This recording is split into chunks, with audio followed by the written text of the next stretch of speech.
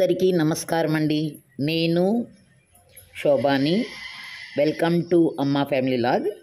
నేను ఈరోజు మీతో షేర్ చేసే విషయము పౌర్ణమి. మీరందరూ హోలీ పౌర్ణమి చేసుకున్నారు కదా.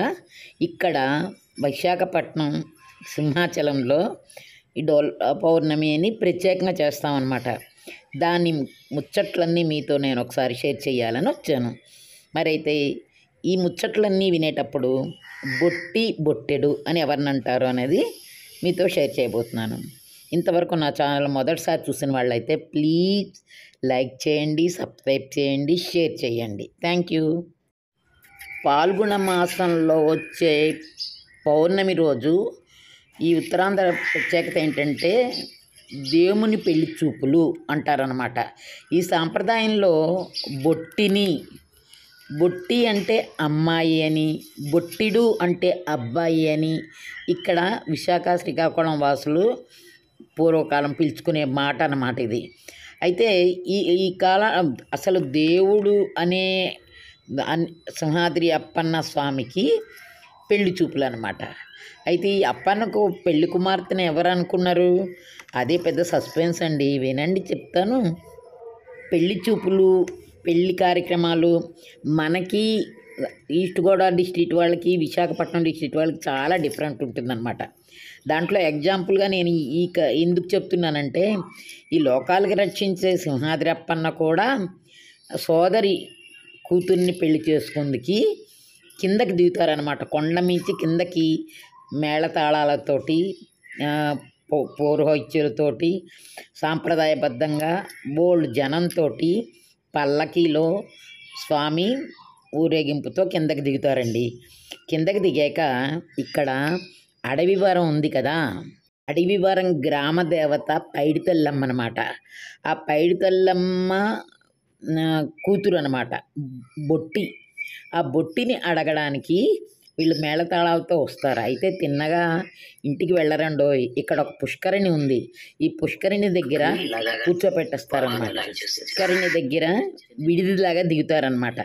ఇక్కడ దిగి ఇక్కడ మళ్ళీ పూజా కార్యక్రమం స్టార్ట్ చేస్తారనమాట. ఇక్కడ ఎలా అంటే ఈ వసంతోత్సవం ఆలయంలోని నరసింహస్వామికి పరివార సమేతంగా కొండ దిగుకొచ్చి అక్కడ ఈ డోలోత్సవం ఆలయం చేస్తారన్నమాట.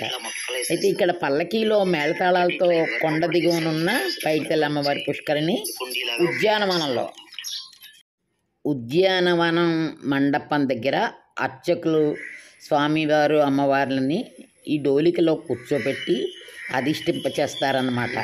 స్వామివారి ఎదుట విశ్వస్కైన ఆరాధన, పుణ్యవచనం, చూర్ణ పూజ, ఇలా స్వామి అమ్మవార్లకి ప్రత్యేకమైన పూజలు జరిపించి ఊరేగింపు చేసి ఆ పూజ అవ్వగానే పెళ్ళి కుదిరింది అంటే బొట్టి దొరికింది. బొట్టి అంటే పెళ్లి కూతురు దొరికింది, పెళ్లి కుదిరింది అనే ఆనందంతో వీధుల్లో ఊరేగింపులు చేసి ఆనందంగా రంగులు జల్లుకుంటూ ఉంటారండి. ఇదే ఇక్కడ హోలీ పండగ రోజు జరిగిన ఉత్సవం అన్నమాట. ఇక్కడ డిఫరెంట్గా చేస్తారు కాబట్టి మీ అందరికీ తెలియచేయాలని నాకు తెలిసినది చెప్తున్నాను. అయితే ఈరోజు ఉత్సవం ఊరేగింపు, మెట్లు అలంకరణతో పాటు పూజలు ఎంతో బాగా చేస్తారు. ఈ రోజు నుంచి మొదలు రోజు కూడా స్వామివారి ఆలయంలోని అంకురార్పణ చేస్తూ, హోమాలు చేస్తూ ప్రత్యేకమైన పూజలన్నీ నిర్వహిస్తారన్నమాట. రోజు కన్నా ప్రత్యేకంగా ఉంటుంది. స్వామివారికి పెళ్ళి అంటే ఎంత ఆనందంగా ఉంటుంది చెప్పండి. ఎంతో సరదాగా జరుగుతుందన్నమాట ఈ పూజ. అయితే ఇక్కడ బొట్టిడు అని ఎందుకన్నానంటే నాకు నా చిన్నతనం గుర్తొచ్చిందండి. సింహాచలంలోని మా తాతగారు ఉండేవారనమాట. అందులో ఒక పూజారిగా ఉండేవారు. ఇప్పుడు లేరులేండి. వాళ్ళ ఊరు మమ్మల్ని 2-3 సార్లు తీసుకెళ్ళారు మా పేరెంట్స్. తీసుకెళ్తే వాళ్ళు అక్కడ పల్లెటూరు వాళ్ళు ఉంటారు కదా, వాళ్ళు ఈ బొట్టి ఎవరు అని అడిగారు ఒకసారి. ఈ బొట్టి మా మేనగోడల కూతురు అని చెప్పారు. మా సరస్వతుల రామూర్తి తాతయ్య గారు అవన్నీ గుర్తొచ్చాయి అన్నమాట నాకు ఒక్కసారి. చాలా రోజులైపోయిందిలెండి. కానీ చిన్నతనం అనేది ఎప్పుడైనా చాలా అపురూపమే కదా! అందుకని బొట్టి అనగానే నాకు ఇవన్నీ గుర్తొచ్చి మీతో షేర్ చేసుకోవాలని నా గార్డెన్ అంతా చూపెడుతూ మీకు షేర్ చేసుకున్నాననమాట. ఓ పక్కన వంట చేయాలి, ఒక పక్కనే నేను నారు పోసిన దానికి నీరు పోసి మొక్కలు వేశాను. తర్వాత ఈ డోలా పౌర్ణమి గురించి మీకు చెప్తున్నాననమాట. మామూలుగా మనకి అందరికీ తెలిసిన విషయమే హోలికా పౌర్ణమి అంటే హోలిక అనే రాక్షసుని సంహరించేందుకు చేసిన ఉత్సవం అని అందరికీ తెలిసిందే. అయితే ఇక్కడ డోలా పౌర్ణమి ఇలా చేస్తారనమాట.